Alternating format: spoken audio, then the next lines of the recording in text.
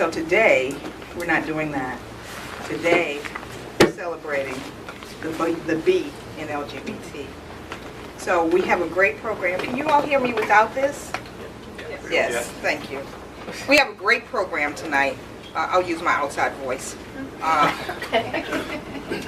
And it's put on by Knox Inman, who's the lead organizer at the DC Center, right? Or for the bisexual community. For the bisexual community. Yeah, for the Center by Bisexual Community. Right. And he's actually the head person in charge of making sure that all the T's were crossed and all the I's were dotted. Everybody else who's participating in this event knows that that is the absolute truth. So we should give him some applause. Thank you.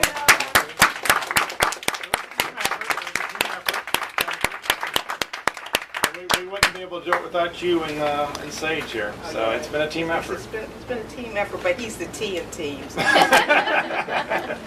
I'd like to introduce, we have some of our board, Sage has some of its board members here.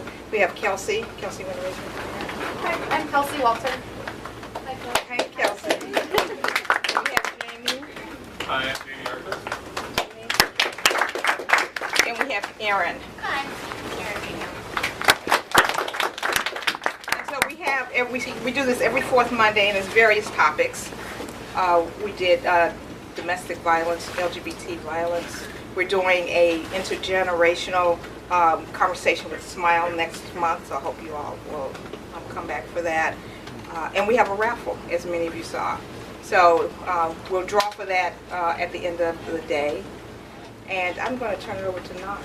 Again, I'm glad you are here. Welcome. Thank you. I'll probably, that's... You don't need it. Yeah, no. Can you all hear me without the microphone? Sure. You want me to use it? All right, I can use that one. I think it might be because the microphones Are were so close together. So you might want to try it. How about that? No. Supposed to be on. How's this voice? Can you all hear it? Fine. We're good? Awesome. Well, welcome. Okay. Thanks for everyone coming out tonight. As you know, this is Bisexual Pride Awareness Day. Well, tomorrow is, but this is our key off to the week. We're going to kick things, this is our kickoff, so to speak. We're doing a week of events, really. And I just want to say thank you for coming out. All right, that's it. Let's go home.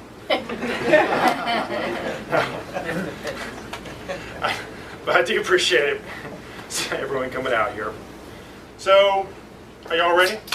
Yes. Yep. Yes. Oh, come on. Yes! All right, Bisexual Pride, come on. All right.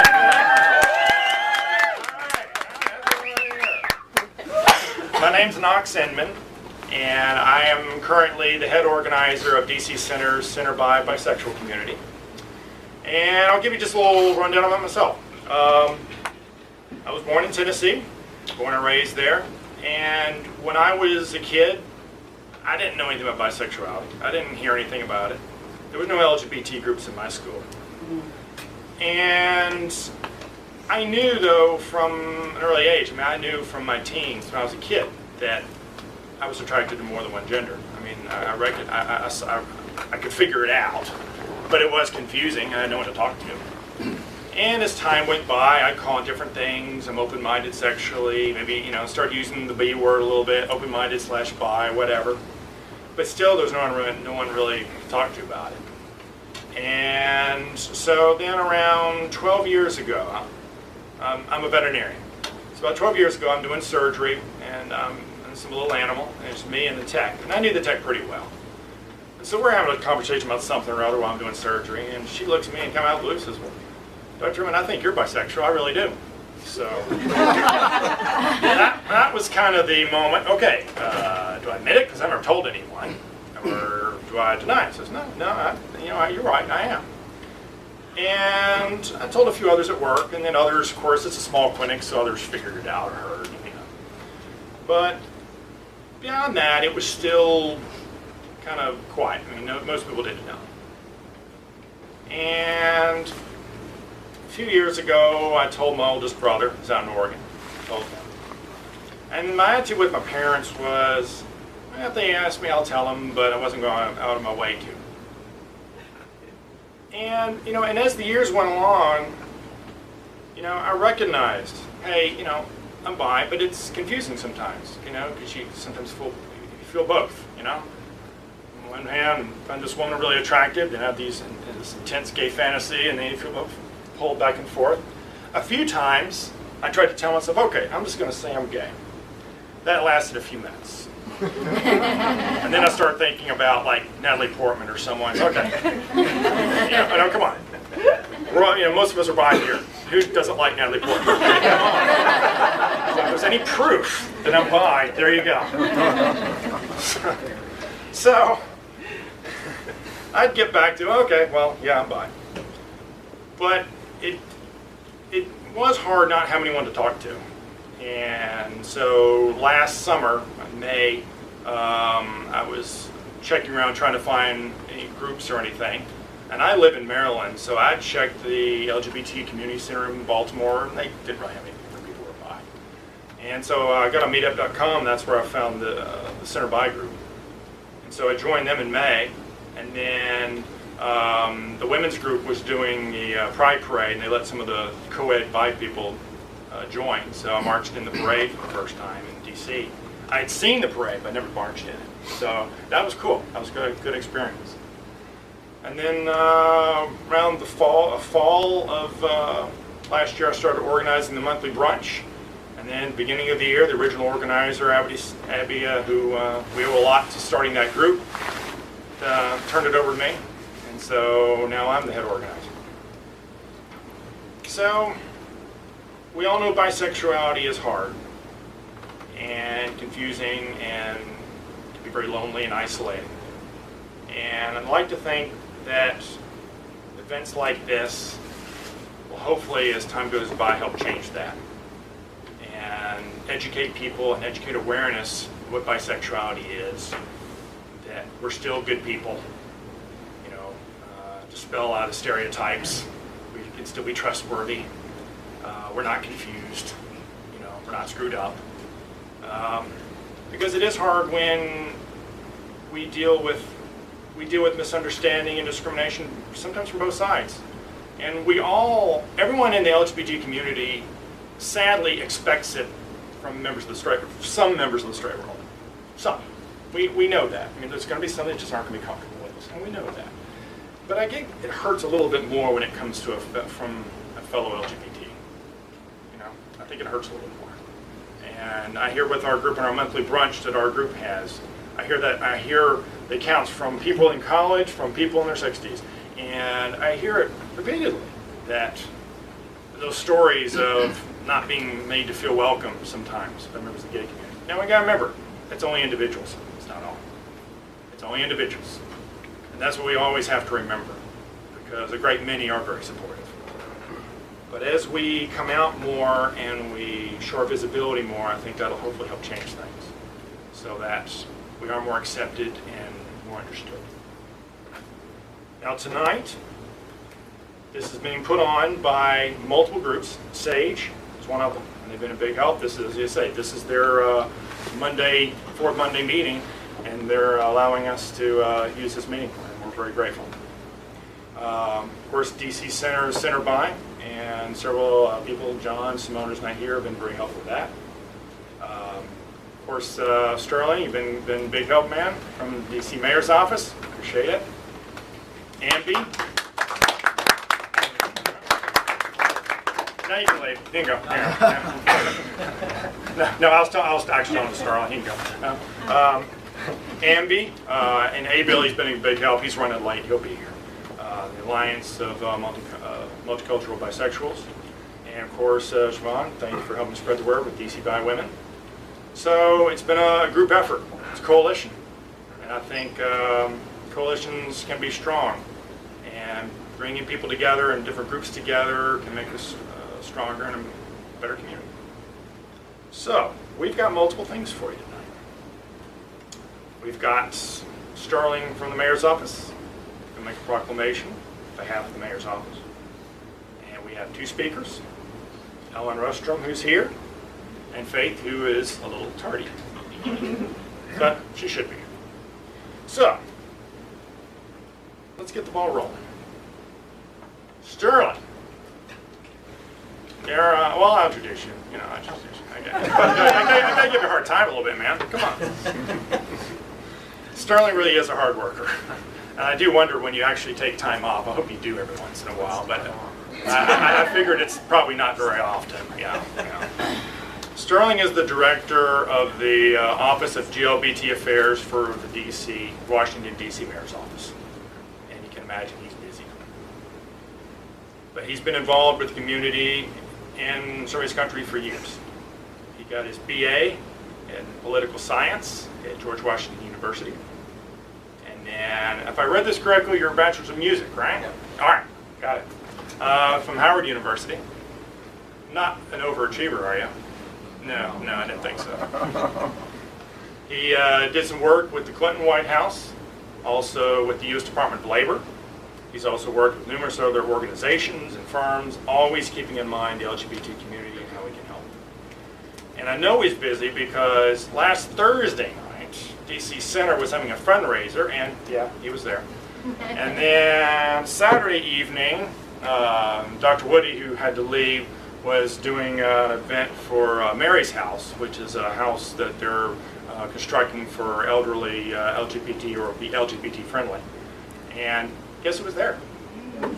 And of course, I'm sure you worked today, and now you're here. So, you want to come up and get the ball rolling? Sure. Awesome.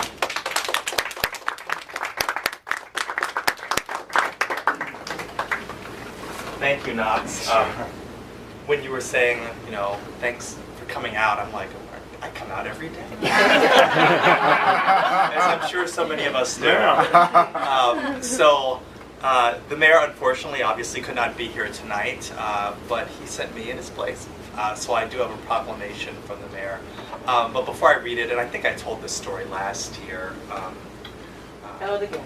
I'll tell it again. So, when I was a student at Howard University, I started the first LGBT student, well, I'm sorry, not the first, but the revived the LGBT student organization at Howard.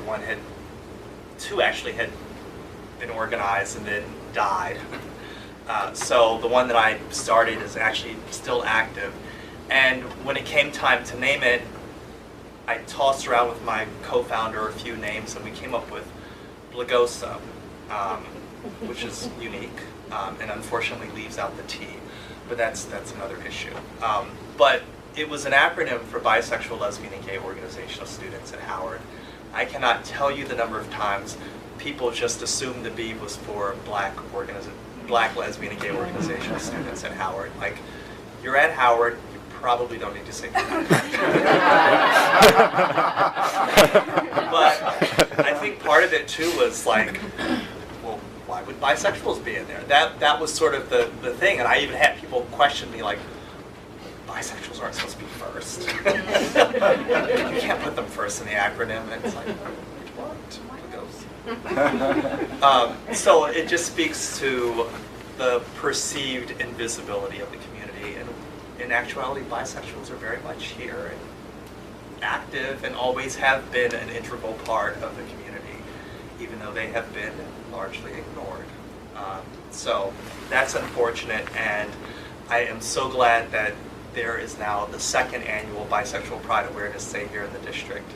You never know when movements get started, it's those first couple of years, and it's like, oh, is there going to be a second one? Oh, there is. Oh, good. This might last then. So I will probably not be presenting the proclamation next year, but someone. So, whereas the Alliance of Multicultural Bisexuals of Metro DC services and advocacy for LGBT elders of Metro DC, and DC Center's Center Bi Community seek to educate people about bisexual individuals and advocate for fair treatment on their behalf. And whereas bisexual individuals have a high rate of unemployment, workplace discrimination, suicide, substance abuse, depression, and other health problems. And whereas the Alliance of Multicultural Bisexuals of Metro DC, the Mayor's Office of GLBT Affairs, the DC Center for the LGBT Community, DC Center's Center Bi Community, and services and advocacy for LGBT elders of Metro DC area are committed to raising awareness and ensuring access to services and resources to help meet the needs of bisexual individuals in the metropolitan Washington, D.C. area. Therefore, I, the Mayor of the District of Columbia, do hereby proclaim September 23rd as D.C. Bisexual Pride Awareness Day in Washington, D.C.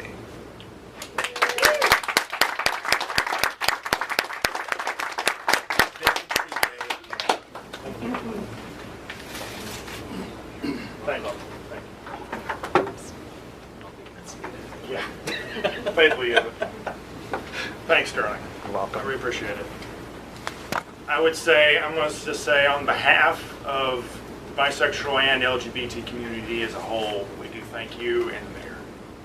Because it really says a lot that a city size and prestige of Washington, D.C. would do something like this. Because a lot of cities won't, and that's true. So thank you. Thank you. Now, next. What do you think, Ellen?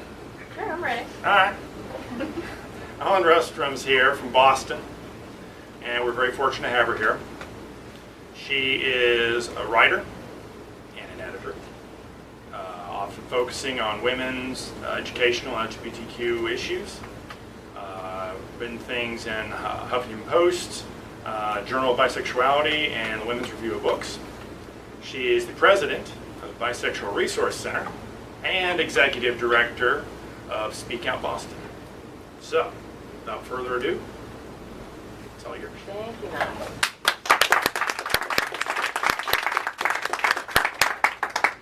Well, I've got to do this. I love being bisexual.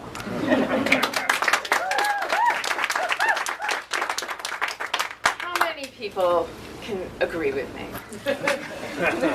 All right. Excellent.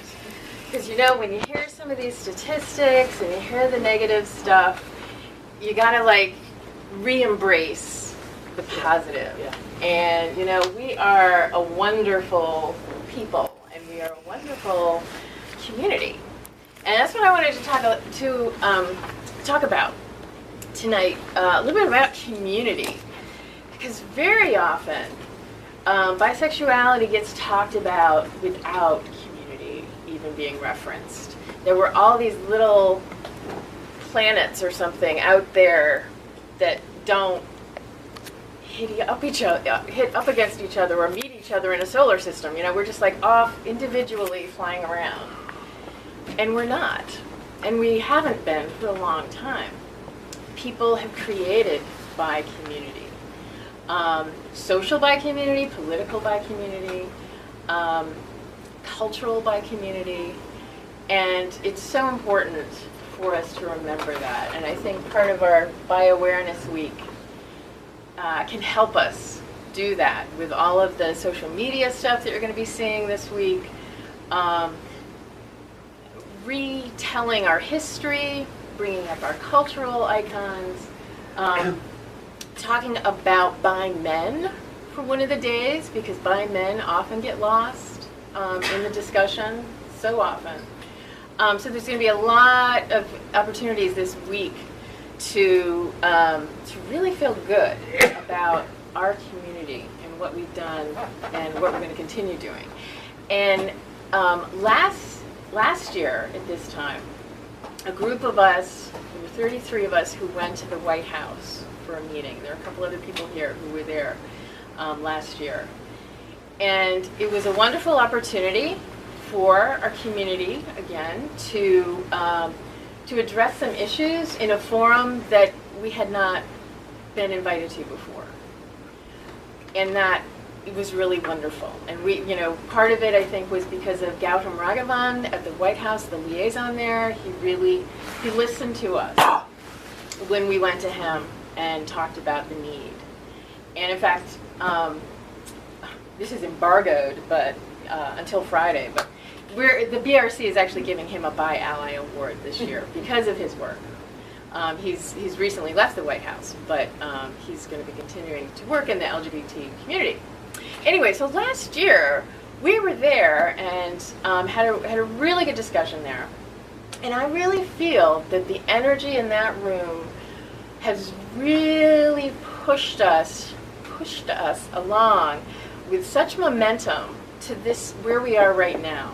There's been a lot going on this year, and some of the things had started before that meeting, but I think since that meeting, it's really given some really good momentum and energy for people to hold on to and dig in. I want to mention a couple things. So the Bisexual Leadership Roundtable was conceived a few years ago and took a while to kind of figure out what we were going to do with it and all. And it's actually pulled together now. There is a web presence to pull people together to talk to each other.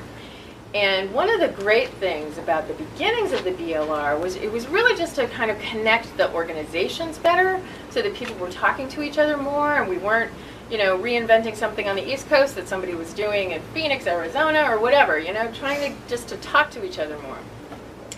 And that really started happening. Once we said this is what we should be doing, we really did try and we definitely were communicating a lot. I mean, Faith is going to be here shortly, and Faith and I, for example, BiNet and BRC have been working together side by side for a few years now in just getting certain things done together.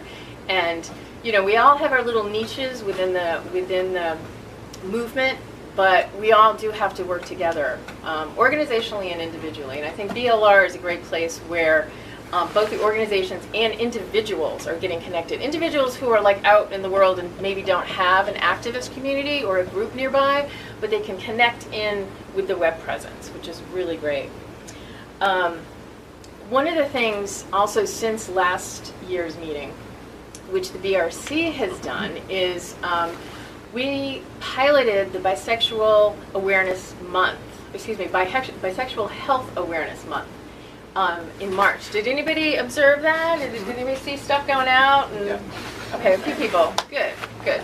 Well, we were really fortunate. I want to give credit to our intern. We had an intern, Julia Canfield. The BRC, she was interning with us for 2 years, which is such a blessing to have an intern for 2 years in a row. And she was doing a social work master's. And so she came to us and said, I want to do this Bisexual Health Awareness Month for a practicum. And so it gave us such an opportunity to try that out. And we felt it, went really well. We made some really good connections. We got some good information out there, and we're going to do it again. And we're going to do it with many more people involved. In fact, if individually anyone here wants to get involved, please connect with me. Julia, again, Julia has since gotten her degree, and now she's joined the board of the BRC and will be continuing to work with the BRC. So she is going to, again, sort of be at the head of that for this coming March, and it's going to be bigger and better. One of the other people who was at that meeting last year was Judy Bradford, Dr. Judy Bradford, who works with Fenway Health in Boston. And she's another one, actually, who's going to be getting a Bi-Ally Award this year, because she came to the BRC after the White House meeting and said, we have got to keep moving on this health research. It's so important, and she does not identify as bisexual, but she is a fabulous ally and wanted to make sure that our community keeps moving on it. So she invited us to help convene a group of bi researchers and bi activists who work on health issues together to meet in Boston this past June. And one of the great things that came out of that meeting was, besides a lot of people who had never seen each other face to face actually got a chance to do that, but we started the Bisexual Research Collaborative on Health, BIRCH. And so that is going to be sort of the beginning of where this group of people, and that group of people is not going to stay stagnant, it's going to extend. But that was like the core group, which is then going to grow and extend into other people who were also working on bi-health. But it was fabulous to see even the energy that was going on in the room at that point of what ideas that were popping up already. And we're working on seeing if we can then have a conference focused on bi health. So that's in the workings. There are two reports. Actually, I'm not sure if I'm supposed to mention the one tomorrow yet, but there are two important reports coming out this week. One of them you might have seen today come out from MAP. Has put out a, actually I don't have the title of it. What is it? Understanding Issues Facing Bisexual Americans. And it's really great. It's the Movement Advancement Project. And again, one of the women who worked on this was in that White House meeting last year. So you just, again, see the reverberations from that one meeting and things that were going on. She works for MAP, and she's an out proud bi woman, and she kind of got the organization to put some attention to this. And it's kind of a basic report. It's a little bit better than a Bi 101 because it's got some important statistics. But this is really important to be able to take to your local LGBT organization and say, this is important information. What are you doing to address this within our community? How are your programs and services serving the bi community?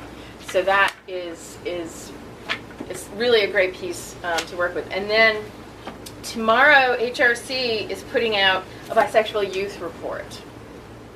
And that is, again, a great thing to see focused on. And the really startling thing for, I think, a lot of us is, because many of us are familiar with the adult statistics now for the bi community. More recent surveys have broken out our community so you can see us. So we're more familiar with what's going on in the adult community and some of the really hard and sad statistics, which have been mentioned already. We can see it already starting in the youth statistics. So you can really kind of connect some of the things that's already happening to teenagers continues in our adulthood, and that's it's significant to make those connections. I did want to mention since we're here and partly sponsored by Sage, that and I think that's a great connection that you're building here in DC, and I think it's really important for a lot more bi groups to work on LGBT elder issues. It's something that the BRC is putting more attention to as well. I mean, definitely our own community of activists is aging. We have, in Boston we have the old guard, and and we want to be able to take care of our elders within the same community that they have been comfortable in and have worked within. So BRC we've been working with the LGBT Aging Project, which is based in Boston. We did a workshop there a few months ago at their LGBT Aging Conference in Salem, which was really great to make those connections and to just expose people to bi perspective within that issue. We had a man in his 60s and a woman in her early 80s sort of talk about their experiences, and that was really wonderful. And because there are already reports, surveys that show, I'm making the connection between the youth and the adult. Well, the 2006 MetLife study that showed that bisexuals and they were doing more of a middle age, 45 to 65, had fewer friends, less likely to be out, which we know from other studies that's a very big issue, and twice as guarded. I'm not sure how they judged that, but that's how they worded it. Twice as guarded as gay, lesbian, and trans people. So again, a very important thing for us to keep an eye on as we continue working on the elders. The other thing I did want to mention, because this has been something that the BRC has also been working terribly hard on this year, and this is the only copy right now in existence. This is our sample copy from the printer, but it's coming out this week. And if you've ordered your copy, it'll be coming to you soon, we hope. Probably within the next 2 weeks. But this is recognized, The Voices of Bisexual Men, which Robin Oakes and Dr. Harakuti co-edited. He also goes by H. Sharif Williams. And it's a wonderful anthology of bi men's experience and perspective in fiction, poetry, personal essays, just beautiful stuff, beautiful stuff. So I hope you get a chance to get a copy. Order one through your library. Always important to get one on the library shelves so that you can enjoy it and take it out of the library, and hopefully other people will too. So that is something else that we've been putting a lot of attention into. One of the things that people say sometimes about like the bisexual movement, and they, well, what are you really about? Right? How many times have you heard that one, Lorraine? And you know, you're always like talking about being visible, and yeah, what's that about? I mean, that's not that important. And when I look at any of these reports and I see these horrible statistics, and you can directly link being invisible and invalidated. You're invisible? You're Come on, bisexual. babe, I can see you. I can see you. Sorry, I have to break it up, right? I can see her. No, Come no. here. Come on. I'm so excited to be here. First resource, educator, editor, like, we really need to listen. So please continue. Just finish it. So, It's important. so when we look at these statistics, that shows to us why we care so much about being visible and being validated. Do not underestimate what that is. That being visible and being validated within this room, hopefully just being here together tonight is going to make you feel better. Right? I hope so. I hope so. It's already making me feel better. I'm so glad I'm here. Right? Right?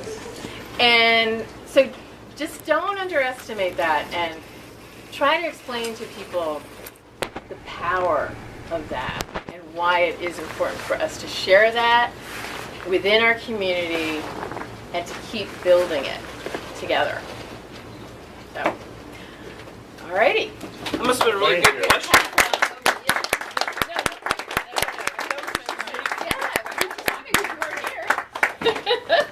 She's really amazing, right? I mean, we're so lucky. I swear, none of the things that we've achieved in the last 4 years would have happened if we hadn't met in Dallas 2010. I know. I better give you the other hand. Don't break. She's like, don't break me. Yeah, I mean, that was really crazy because that was the first time that we had really had that opportunity to meet as leaders of national groups in a kind of national setting. And then we're like, oh, let's do this, let's do things together. It made it so much easier. And then just, you know, building that kind of experience of working together, that changed our community. That's what did it, right? It's like, I imagine like hundreds of bisexuals everywhere, like with a big giant like spoon just going, by the grace of God, you know, like just pulling it together, because that's what it was. The bi erasure was so crazy for our community.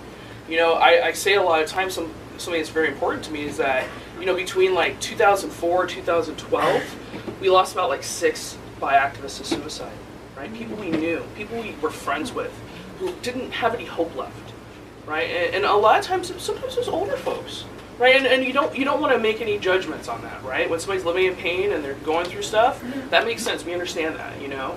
People should have, you know, the role, the ownership of their life. But what about the hope, right? I mean, where did the hope go for those people, right? It was gone. So it's kind of amazing because now we have this multi-generational movement, and the hope is goes both ways, you know, right? Of course. Between the young people, right, and some of the olders. The binary still exists, right? And so if people are feeding off each other in a really good way, right? Like somebody was like, eat the young, right? They're creamy and tasty. And I was like, I don't know, that seems a little too far. But like, I don't know, how many people want to, let's not fall. Right? Because people were like, listen, I mean, when it comes down to it, I wouldn't mind. You know, but I think that that's a big part of it. So I guess my presentation is being set up. Yeah. Awesome lady of right there. power in the back. Is he coming We're up getting- there? It's coming up the there. computer right there. We got hooked up. No, right you can here. stay, please, please. no, Oh, you want to be able to see? Yeah. Yeah. I I wanna mean, see you've it, seen and this a other people million will times. see it. Your thing, and then we'll get a Go question for and it. answer Cool. for everyone at the end. But we do it during the middle. We're easy. Yeah, how many, you guys like to ask questions during stuff? That's fine. Yeah. People like that? Sounds good. I think it's okay, again, more than one way is something that we use.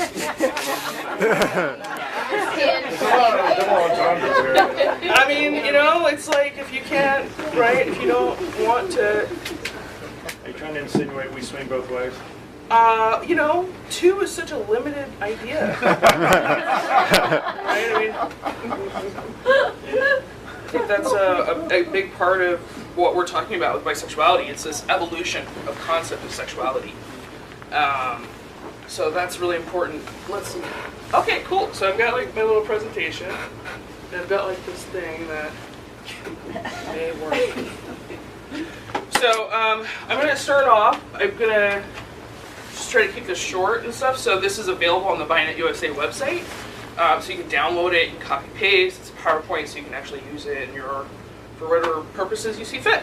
But I started off talking a little bit about important moments in bi history. Because a lot of people don't know that bisexual history goes back before Stonewall. So one of the first big gay icons and also a bi icon was Stephen Donaldson, who helped start the Student Homophile League in 1966 at Columbia. So it's considered one of the first public gay groups. It's also the first gay student group for sure. So we know that. And then later, a few years down the line, he kind of felt forced out when he had like a torrid love affair with one of the co-founders of the lesbian civil rights movement. Sound familiar?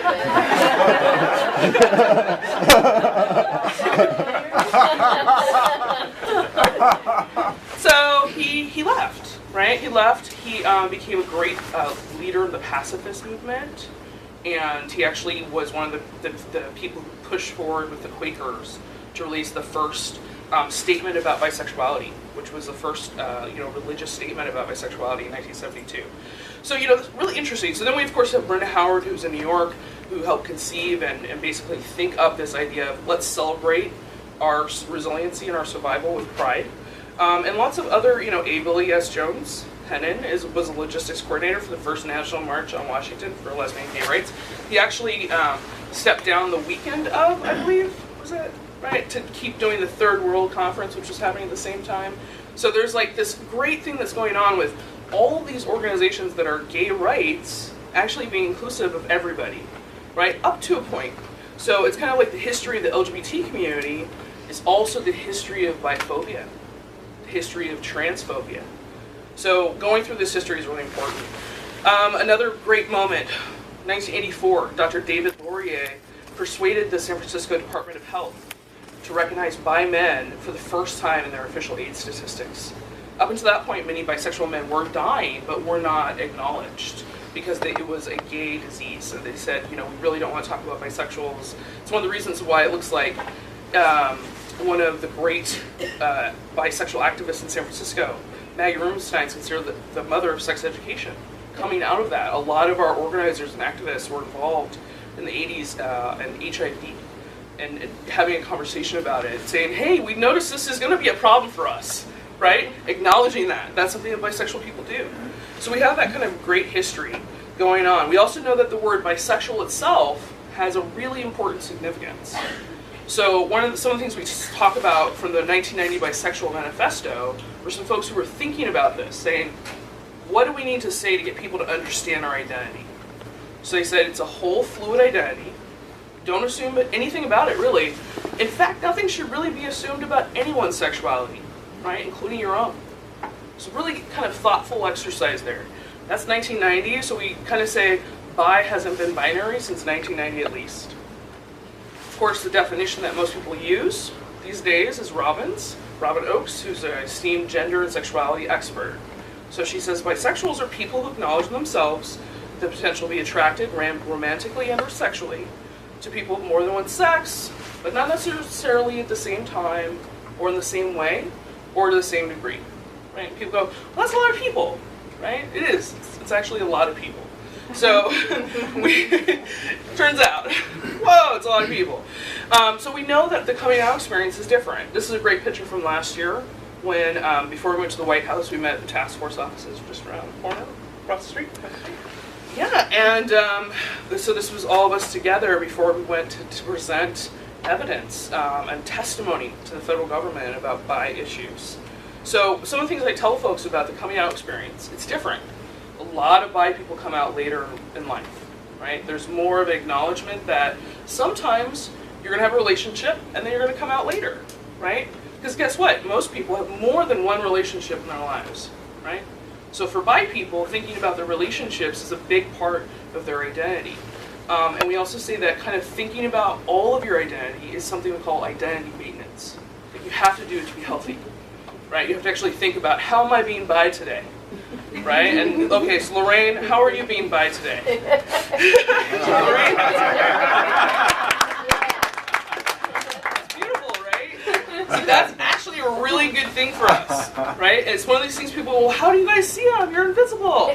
Guess what? The bisexuals are all about showing it off, right? Let's conversate about that. So labels are really important to us in that regard. We consider bisexual kind of a community label. Some people also call it an umbrella term. But at the same time, I tell people, it's like, oh, I don't know so much about umbrella terms. Umbrella terms kind of are meant to keep the rain off, right? Bisexual brings it, right? When you say, I'm bisexual, people go, why did you say that to me? I don't know why you said that to me. I had something, I was not expecting that, right? So, does that happen to you? Oh, good. It's just me then.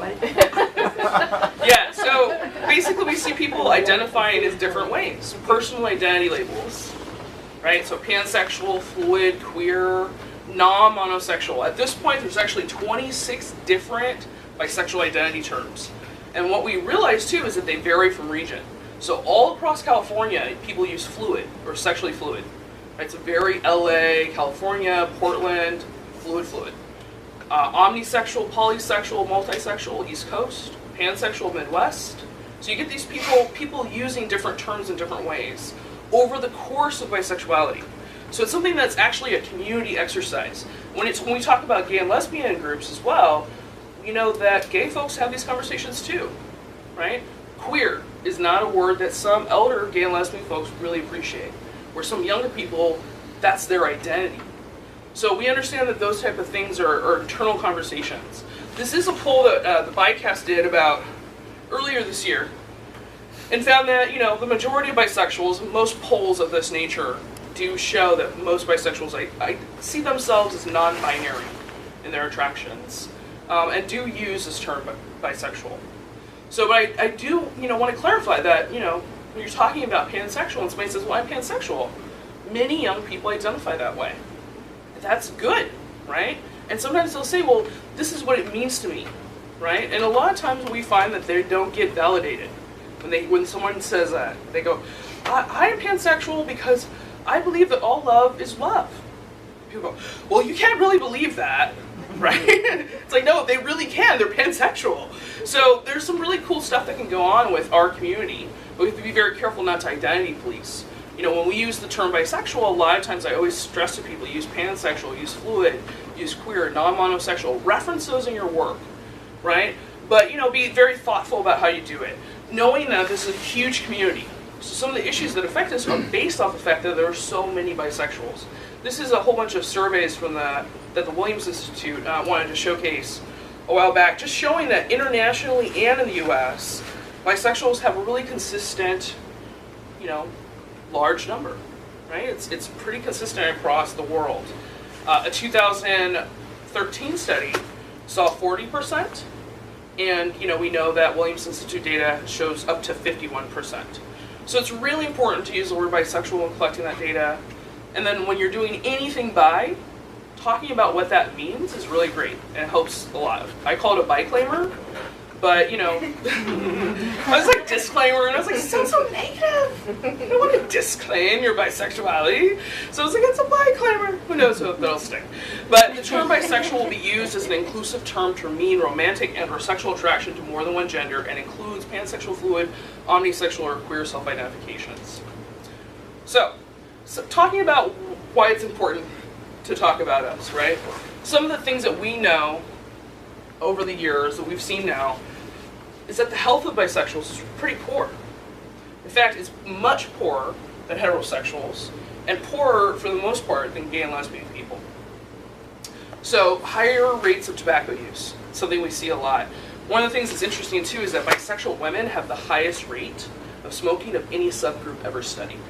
So 30% of bisexual women smoke to 6% of everyday folks, right? So it's like, okay, higher rates of anxiety and mood disorder. Bi women often don't have cancer screenings, which is unfortunate. There's a risk factor again with the tobacco, right? It's two things meeting in the middle, not a good way. And then more risk factors for heart disease. So we also know that bi folks have a lot of issues with mental health. Some bi people deal with this by creating really fun memes. So, keep calm, I'm bisexual and bipolar. Yes, So we do see people talking about this online, and that's one of the good things about this data, right? It's like overwhelming sometimes about how bad the data is, but then it's like, cool, bisexuals know how to check a box, right? A whole bunch of bisexuals said, oh, that happened? Yeah, that happened. Oh, now that happened twice, right? Right, like that's what happened, right? So that happened over the course of decades, giving us this wealth of data, right? And it helped, legitimize LGBT health, right? We know that. When people talk about the It Gets Better project, we know that bi people are more likely to think about suicide. And bi women, of course, having this really high rate of PTSD, something as well. So bi women and bi men have this really extraordinarily high rate of suicidality, thinking about suicide. Something that might tie into that, bi women are an incredible rate, have a really high rate. So much so that I actually looked at other countries and conflict areas, and in India, where they're having this really huge issue with women being safe there, in some areas of India it's 28%, too high, right? Some other areas of the world have 30% who have active conflict. Well, so when you look at a number like 46% of bi women report being raped in their lifetime, that's huge, right? You basically have a better shot at getting raped as a bi woman in the US than anywhere in the world. What does that say? Why is that happening? Right? We know trans folks also have a huge high risk of sexual assault. There's a vulnerability there, right? So 50% of trans people say they've experienced sexual assault at some point in their life as well. Something extremely interesting too is that age of first completed rape. It starts to give us an idea about how we can actually structure some interventions. So most bi women, and this is where the rape joke is not funny, but it was like, I don't know, it's at least a relief, I don't know. But after the age of 25, basically no bisexual women get raped for the first time. Ever. So you don't have to like whistles and like stranger danger, right? It's all about re-victimization, right? And we'll have anecdotal evidence where women will say, I didn't want to, but it was so much nicer than the last time somebody did that. You're like, oh my God, that sucks, that's horrible, right? But it tells us a story about bi women and bi men and some other unique individuals. It says that having those sexual assaults and that early childhood sexual abuse changed the course of those folks over their lifetime, right? And we'll see a lot of people say about bi women, oh, that girl, she's just crazy, right? And she is actually probably a little crazy, right? She's handling some mental health crises, but that doesn't mean that her life is done, right? Because we also know that bi people, again, are checking that box. That means that there's a resiliency factor, right? So someone could, like myself, survive, 5 sexual assaults before I turned 15, okay? The last one, I gained like 200 pounds. I was like, you're never doing that again, right? And that's what happened. That was my story. But through the course of my life with therapy, activism, taking back the night, talking about my life, I was able to regrow a really positive sexuality with my husband. So my husband's straight, but he works at Grindr, which is really hot. He's so hot. Like Grindr, I don't know if everybody knows how it works, but so you open up the app and it's like these lines of boys and pictures of them, and it's so attractive. And so okay, so I had to promise not to like hook up with any of the boys if I because I love gay men. Anyway, but it's one of these things that it changes how we look at our sexuality when we're recovering from sexual violence. We know that sexual violence is something that happens a lot in the LGBT community too, right? So gay men report a really high level of sexual assault other than rape. We know that also there's a lot of domestic violence, right? So some of the, again, these kind of early assaults, this mental health issues, that we know that can create risk factors, right? And that's really what we're talking about. People say, well, why is it so bad for folks like who are bi? And I'm like, the thing about it is, we just don't talk about bi people, right? That's all we have to do. Somewhere along the line, perpetrators got the idea, there's one group we never talk about, right? Those are the folks they get fucked with. Excuse my language, right? I mean, that's what happens. So we know that talking about bi people, identifying bi youth, saying that's okay. You could be whoever you want at 6 years old, 8 years old. But we have to start seeing that earlier for some of those folks who are going to go and grow up to live some of these lives, not realizing that they had that risk factor. That's kind of where my black superpower comes in, right? Because I'm a black woman. So growing up, I knew there were things I was at risk for, right? If I go to the store and I have a disagreement with the manager, I could go to jail, right? Or I could just go to jail any day because cops just decided to put me in jail. Okay, you're not in the back. Yes. So I mean, this is like a black person's life, right? This is all the things that affect us in a way that is unfair. It's just not right. So it's funny because sometimes I say, oh, that helps with being like bi, because I can tell people this isn't right. This isn't fair. You don't have to live like this. We have a right to ask for resources. Some of the stories we talked about at the White House, a person who was turned away from both a gay and straight shelter. Right? She said, wouldn't it be great if we designed services with bisexuals in mind? Right? They would be responsive to heterosexuals and gays, right? Both. Which I thought was very novel. I was like, see, there you go. There's a way to answer things. Make it for bisexuals, and then everybody else will get taken care of too. I was like, I don't know if that'll happen. But all right, poverty levels, also really interesting. A lot of bi people will say, oh, I think you're privileged. You have this rich life. But the reality is actually really different. We also know that's different for gay folks too. There's a myth of gay affluence that's actually not true. That's the same for bi folks too. So we know that that's a higher rate. We also know, going with that, are funding disparities. Again, when we talk about why are things so desperate, in some of the health and public policy arenas, 0%. Actually, I was saying it rounds up to 0, but it's like, that doesn't happen in math. It never rounds up to 0. I was like, oh, it sounds so funny, right? It's like, it's not funny. I'm like, you're right.